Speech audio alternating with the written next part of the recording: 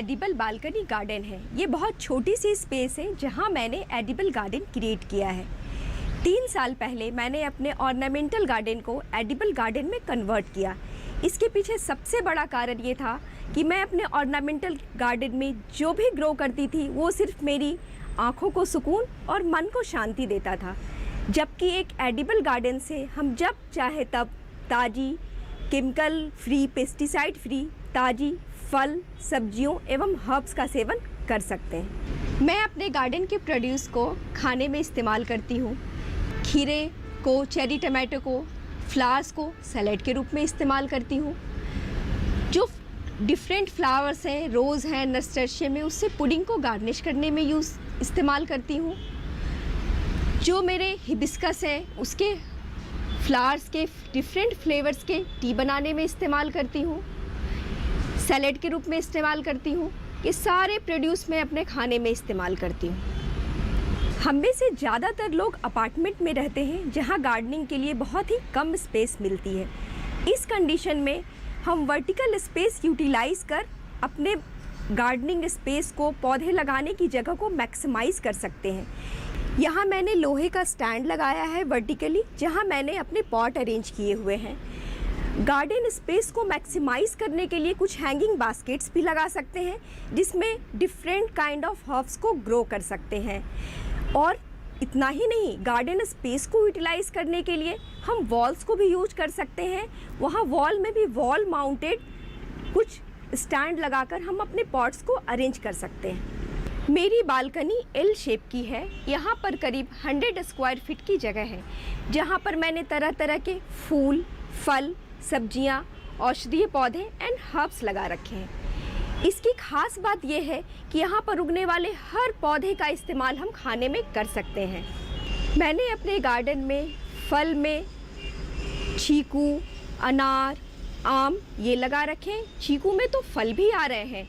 आम में आम के मंजर लग गए हैं, जो कि आगे चलकर 2 या 3 महीने में उसमें छोटे फ्रूट लगेंगे और पककर जून जुलाई में तैयार हो जाएंगे। अनार, ये छोटे वैरायटी के अनार हैं मेरे पास, कुछ बड़े वैरायटी के अनार हैं। छोटे वैरायटी के अनार तो बोनसाई का रूप देते हैं। ये देखने में भी बहुत सुंदर लगते हैं और फल को हम कंज्यूम भी कर सकते हैं। सब्जियों में मैंने विंटर वेजिटेबल लगाए हुए हैं, जिसकी हार्वेस्टिंग अब होने वाली है, और समर्स के मैंने कुछ ग्रो किए हैं। खीरा, मिर्ची, बैंगन, कैबेज, टमाटर, चेरी टमाटर, ये सब मैंने अपने गार्डन में लगाया है। मैंने मिर्ची की मेरे पास 2-3 वैरायटी है, जो कि जिसमें फल लगने शुरू हो गए हैं। पर्पल मिर्ची एंड ग्रीन वाली मिर्ची। इसके साथ मैंने जो हर्ब्स ग्रो करे हैं उसमें सैलरी है, पार्सले है, पॉक चोई है, लेट्यूस है, जिनका मैं सैलेड के रूप में हम इसको इस्तेमाल करते हैं। कुछ औषधीय पौधे लगा रखे हैं, भृंगराज, ब्राह्मणी, शतावरी, मिंट, इसबगोल।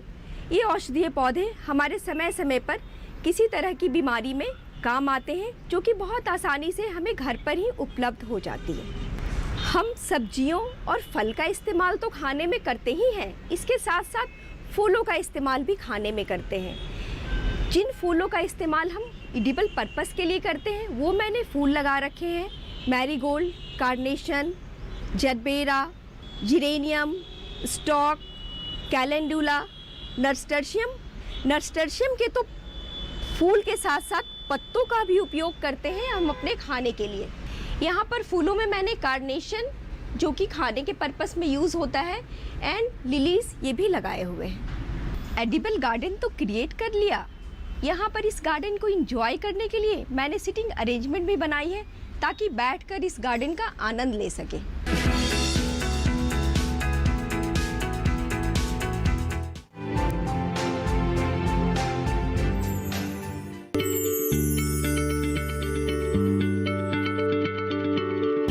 क्या आप किसी बीमारी से परेशान हैं? चाहते हैं डॉक्टर की सलाह? तो हम हैं आपके साथ। बताएंगे आपको जीने की राह। समस्याएं आपकी, समाधान देश के मशहूर विशेषज्ञों के। घर बैठे बात करें देश के जाने माने डॉक्टरों से।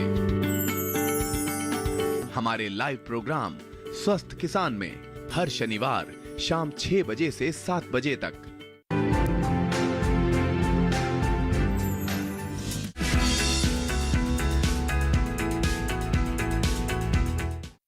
पूरे साल अपने गार्डन को हरा भरा बनाए रखने के लिए और कॉन्टिन्यूअस हार्वेस्ट लेने के लिए ज़रूरत है थोड़ी सी प्लानिंग की। हमें कुछ बातों का ध्यान रखना है। सबसे पहला कि हमारे गार्डन में सूर्य की रोशनी कितने देर आती है। जब मैंने ये फ्लैट लिया था तो ईस्ट फेसिंग होने की वजह से मेरे गार्डन में सुबह से लेकर लगभग दोपहर से ज़्यादा देर तक की धूप आती थी। तो फिर मुझे लगा क्यों ना यहाँ पर इस धूप को यूटिलाइज़ किया जाए और हर वो प्लांट को मैं ग्रो कर सकूँ जो मेरे गार्डन में आसानी से उस धूप के अकॉर्डिंग ग्रो हो जाए। फिर मैंने सेलेक्ट किया कि यहाँ पर कुछ वेजिटेबल ग्रो करें, कुछ फ्लावर्स ग्रो करें, कुछ फ्रूट ग्रो करें, क्योंकि vegetable and flowers and fruit को ग्रो होने के लिए कम से कम 5 से 7 घंटे की धूप चाहिए होती है। इसके अकॉर्डिंग मैंने इन सारे प्लांट को लगाना शुरू किया। गार्डन का डायरेक्शन भी मैटर करता है। मेरी गार्डन ईस्ट फेसिंग होने से जो मैक्सिमम सनलाइट में ग्रो होने वाले पौधे हैं जिनको 6 से 8 घंटे की धूप चाहिए होती है वो सारे वेजिटेबल्स हैं, टमाटर, बैंगन, मिर्ची। कुछ प्लांट जैसे कि फ्रूट के प्लांट हैं वो 5 से 6 घंटे की धूप में अच्छे से ग्रो हो जाते हैं। इसके साथ साथ जो हर्ब्स हैं, मेडिसिनल प्लांट हैं, उनको 4 से 5 घंटे की धूप चाहिए होती है या फिर थोड़ी छाया वाले स्थान में भी वो बहुत अच्छे से ग्रो हो जाते हैं। मेरा गार्डन नॉइजी है, यहाँ बाहर की आवाज़ बहुत सारी आती है। रोड साइड की आवाज़ को कम करने के लिए मैंने विंड चाइम लगाया है और एक छोटा सा फाउंटेन है। ये फाउंटेन एंड विंड चाइम बाहर से आने वाली आवाज़ के इफ़ेक्ट को कम करता है एंड सूदिंग इफ़ेक्ट देता है गार्डन में। गार्डन को थोड़ा आर्टिस्टिक लुक देने के लिए मैंने यहाँ पर कुछ वॉल पेंटिंग्स करे हैं और कुछ यहाँ पर स्टैचूज लगाए हैं। मेरा गार्डन मेरे गमलों की वेट को ले सके और इसकी बिल्डिंग के संरचना के अनुकूल, बिल्डिंग की संरचना में किसी तरह का खतरा, क्रैक्स ना हो, इसके लिए मैंने जो कंटेनर सेलेक्ट किया है वो लाइट वेट कंटेनर सेलेक्ट किया है। क्योंकि अगर हम हैवी प्लांटर्स को रखते हैं तो इनकी कंसंट्रेटेड लोड की वजह से बिल्डिंग की संरचना में स्ट्रक्चरल क्रैक डेवलप्स हो जाते हैं जो आगे चलकर सीपेज का कारण बनते हैं। जो लाइट वेट के कंटेनर हैं उनमें मैंने प्लास्टिक के पॉट सेलेक्ट किए हैं और ग्रो बैग सेलेक्ट किए हैं। ग्रो बैग्स का तो वेट किसी भी टेराकोटा या सिरेमिक पॉट से 10 गुना हल्का होता है। अगर हम रेगुलर पॉटिंग सॉइल मिक्स करते हैं उसका भी वज़न ज़्यादा होता है। अगर एक 12 इंच के कंटेनर में हम रेगुलर पॉटिंग मिक्स डालते हैं इसका वज़न 20 से 22 केजी होता है। अगर इसको रिप्लेस करके हम दूसरा पॉटिंग मिक्स जो कि लाइट वेट का है यानी कि सॉइललेस पॉटिंग मीडिया इस्तेमाल करते हैं उसी कंटेनर का वज़न 5 से 7 केजी रह जाता है। ये भी हमारे कंटेनर एंड सॉइल जो हमारा लाइट वेट पॉटिंग मिक्स है ये दोनों मिलकर हमारे पौधे के साथ हमारी बिल्डिंग की संरचना पे भार नहीं डालते हैं और हम मैक्सिमम प्लांट अपने गार्डन में लगा सकते हैं। जो सॉइललेस पॉटिंग मिक्स यूज़ करते हैं उसकी सबसे बड़ी खास बात यह है कि लाइट वेट होने के साथ साथ इसमें जो इंग्रेडिएंट यूज़ होते हैं उसमें स्पॉन्जी फाइबर्स होते हैं, कोकोपीट होता है जो कि वाटर को एब्जॉर्ब करके रखता है और इसमें वाटरिंग की फ्रिक्वेंसी बहुत ही कम ज़रूरत पड़ती है पानी की। जैसे कि गर्मियों में मैं ऑल्टरनेट डे वाटरिंग करती हूँ और विंटर में वंस इन ए वीक। हमें अपने गार्डन में वाटर के कंजम्पशन को भी कम करना है, पानी की बचत करनी है। कोई भी वाटरिंग के समय कोई भी वाटर वेस्ट ना हो, इसके लिए अरेंजमेंट है कि एक पॉट के नीचे दूसरे पॉट की प्लेसिंग करी हुई है। इसमें मैंने पानी डाला, इसका एक्सेस वाटर ड्रेन आउट होकर वेस्ट होने की वजह ये दूसरे पॉट में वाटरिंग का काम कर रहा है। इससे एक तरीके का सेल्फ वाटरिंग सिस्टम भी तैयार हो गया है। मेरा गार्डन देखकर आपका भी मन कर रहा होगा एडिबल गार्डन बनाने का। इसके लिए थोड़ी सी वक्त की ज़रूरत है कि आप एक बार गमलों को लगा लें और लगाने के बाद सारे प्लांट की प्लेसिंग कर दें। फिर थोड़ी सी ज़रूरत है हर दिन 10 से 15 मिनट निकालने की कि आप इसमें अपने गमलों में पानी डाल सकें और न्यूट्रिएंट डाल सकें। इस 10 से 15 मिनट प्रतिदिन की मेहनत से आप भी अपने गार्डन को एंजॉय कर सकते हैं।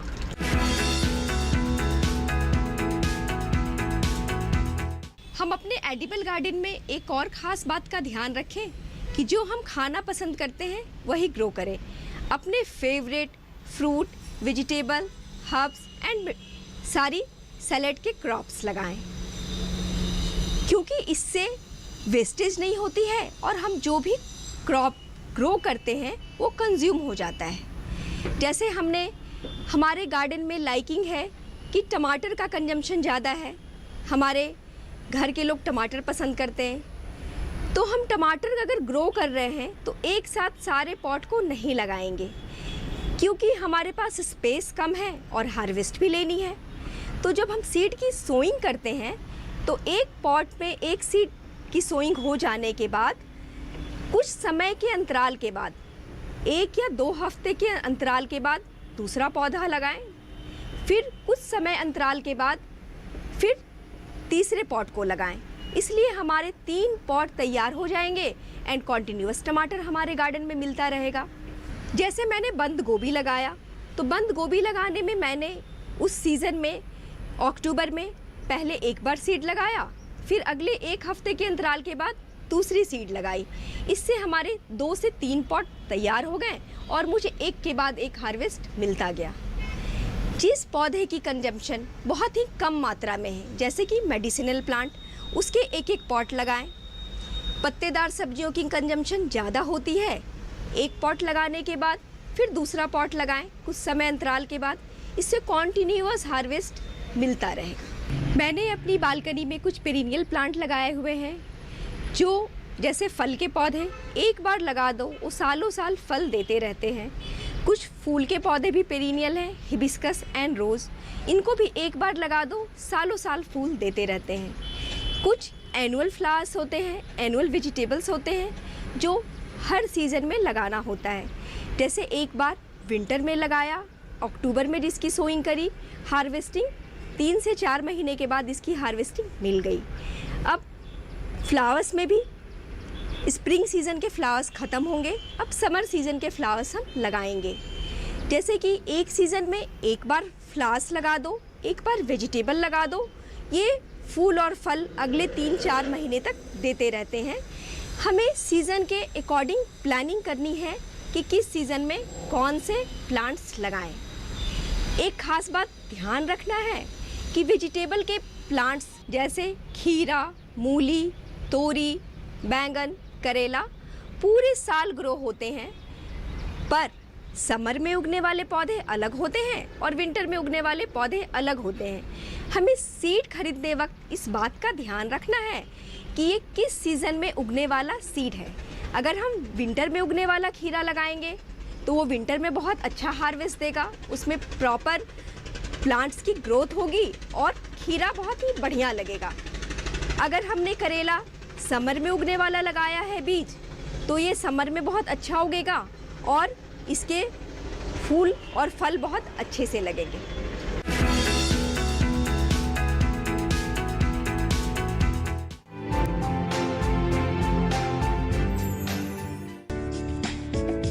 ये कामयाबी है अन्नदाता की।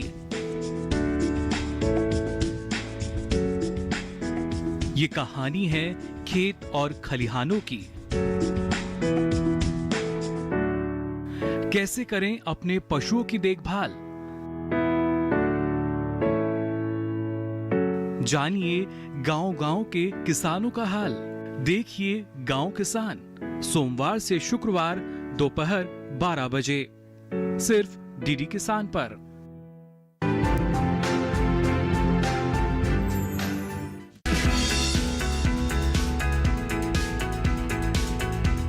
बालकनी गार्डन या टेरेस गार्डन में लाइट वेट कंटेनर का यूज़ करें। पॉट किसी भी शेप का हो पर वो लाइट वेट का होना चाहिए। प्लास्टिक के पॉट, ये मैंने वाइट कंटेनर यूज़ किया है, ये कोनिकल शेप का है, ये प्लास्टिक का है। ये वाइट कलर होने की वजह से धूप में रखने में इसका कलर भी फेड नहीं होता है।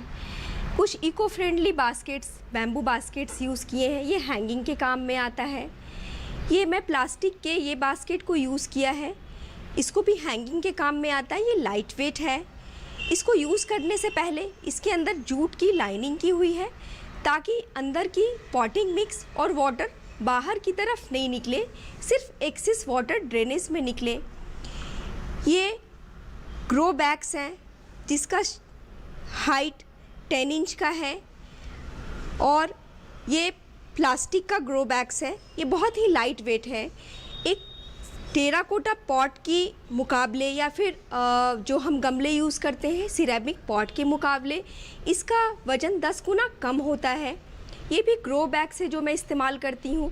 ये वेस्ट क्लॉथ से बने हुए हैं।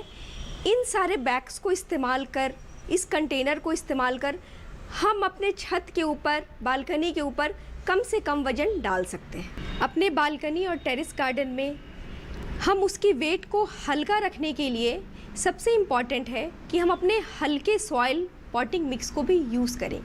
इसके लिए सॉइलिस पॉटिंग मीडिया यूज़ करते हैं। सॉइलिस पॉटिंग मीडिया मिक्सचर है coconut powder, perlite and vermiculite का। इसमें किसी तरह का सॉइल नहीं होता है। ये मार्केट में भी आसानी से उपलब्ध है और इसे हम घर पर भी बना सकते हैं। घर पर बनाने के लिए कोकोनट ब्रिक लेंगे। ये कोकोपीट का ब्रिक मार्केट में ईज़िली अवेलेबल होता है। इसे हम ओवरनाइट सोक करते हैं। जब हम ओवरनाइट सोक करते हैं, इसके स्पॉन्जी फाइबर्स वाटर को एब्जॉर्ब करते हैं और ये 5 से 6 गुना पानी को एब्जॉर्ब करते हैं और ये अपने वेट से 7 से 8 गुना बढ़ जाते हैं। कोकोपीट सोक करने के बाद जो नीचे की तली में कुछ वेस्ट मटेरियल, सैंड्स जैसे जम जाते हैं, उसको हम डिस्कार्ड करेंगे, उसको नहीं लेंगे। ये कोकोनट पाउडर को हम लेने के बाद इसको स्टरलाइज करते हैं। कोकोनट पाउडर को स्टरलाइज करने के लिए इसे हम धूप में सुखाते हैं, लेकिन अपार्टमेंट लिविंग लोगों के पास स्पेस की कमी होती है। इसे स्टरलाइज करने के लिए हम फॉर्मल्डिहाइड का यूज़ करते हैं। जो फॉर्मल्डिहाइड लेते हैं वो 35% फूड ग्रेड का फॉर्मल्डिहाइड होना चाहिए और 2 ml प्रति लीटर वाटर की दर से हम यूज़ करते हैं। इस फॉर्मल्डिहाइड को जब कोकोपीट सोक करते हैं उस समय हम वाटर में मिक्स करते हैं। कोकोनट पाउडर बन गया।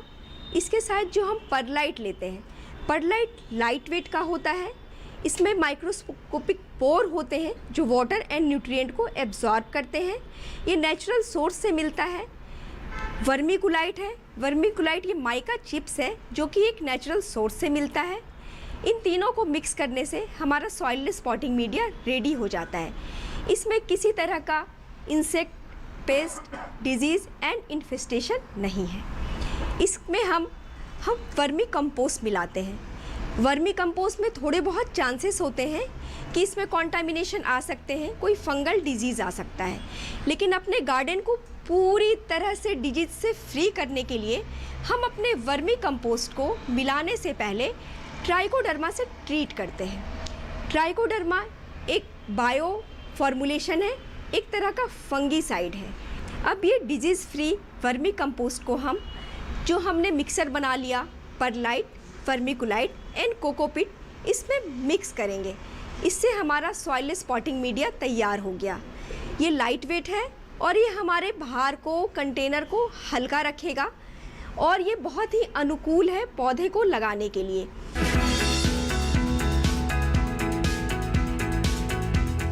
अपने गार्डन को सेल्फ सस्टेनेबल बनाने के लिए मैं अपना सीड खुद तैयार करती हूँ, चाहे वेजिटेबल का सीड हो या फ्लावर का सीड हो, ताकि मुझे अगले सीज़न में पौधे लगाने के लिए कम से कम मार्केट पर निर्भर रहना पड़े। सीड तैयार करने के लिए इस पॉट में जो सबसे बड़ा फ्लावर था उसको मैंने सेलेक्ट किया और उसको छोड़ दिया। जब ये 4 से 5 हफ्ते के बाद ये प्लांट सूखने लगा, इसकी पत्तियां ड्राई हो गई, सीड्स रेडी हो गया, फिर मैंने उसको कलेक्ट किया। कलेक्ट करके इसे ड्राई प्लेस पे सुखाना है।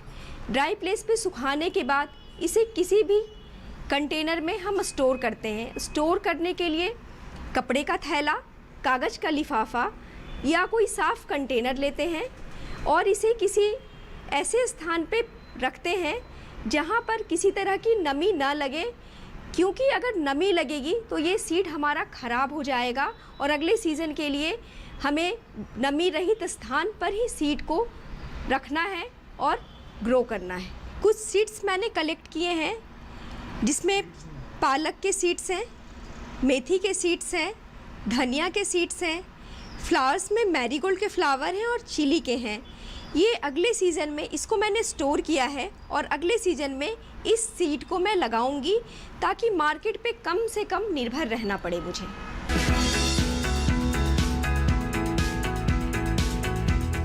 एडिबल गार्डनिंग के समय हम कुछ गलतियां करते हैं। हमें क्या नहीं करना है? पानी कभी भी दोपहर में ना डालें। पानी सुबह या शाम के वक्त डालें। धूप में पानी डालने से पौधों के झुलसने का खतरा बना रहता है। एक गमले में एक सीज़न में एक क्रॉप लगाने के बाद उसी नेचर का क्रॉप उसमें ना लगाएं। ऑल्टरनेट क्रॉपिंग करें। ऑल्टरनेट क्रॉपिंग जैसे एक सीज़न में एक गमले में हमने कोई जड़ वाले पौधे, मूली या गाजर लगाया है, तो अगले सीज़न में हम कोई पत्तेदार सब्जी या दाल वाले पौधे लगाएं। ऐसा करने से पॉटिंग मिक्स की उर्वरकता बनी रहती है। कुछ समय के अंतराल के बाद कंटेनर की प्लेसिंग को चेंज करते रहें और पॉट को रोटेट करें। ऐसा करने से प्लांट में इक्वल कैनोपी डेवलप होती है। हम अपने गमलों का भार हल्का रखें। हम भारी गमलों का चयन न करें। गमलों का भार हल्का रखने से ये छत की बिल्डिंग के लोड बियरिंग कैपेसिटी के अकॉर्डिंग कंपैटिबल होता है और हम ज़्यादा से ज़्यादा गमले लगा सकते हैं। जब हम एडिबल फ्लावर का इस्तेमाल करते हैं, कभी भी फ्लावर्स के पूरे भाग का इस्तेमाल ना करें। फ्लावर्स के सिर्फ पेटल्स का इस्तेमाल करें। फ्लावर के स्टेमन एंड पिस्टल का इस्तेमाल ना करें, क्योंकि इसमें किसी तरह के इंसेक्ट होने का खतरा हो सकता है। इस तरह से हम अपने एडिबल गार्डन को पूरे साल हरा भरा बनाकर रख सकते हैं, कॉन्टिन्यूअस हार्वेस्ट ले सकते हैं और अपने गार्डन को एंजॉय कर सकते हैं।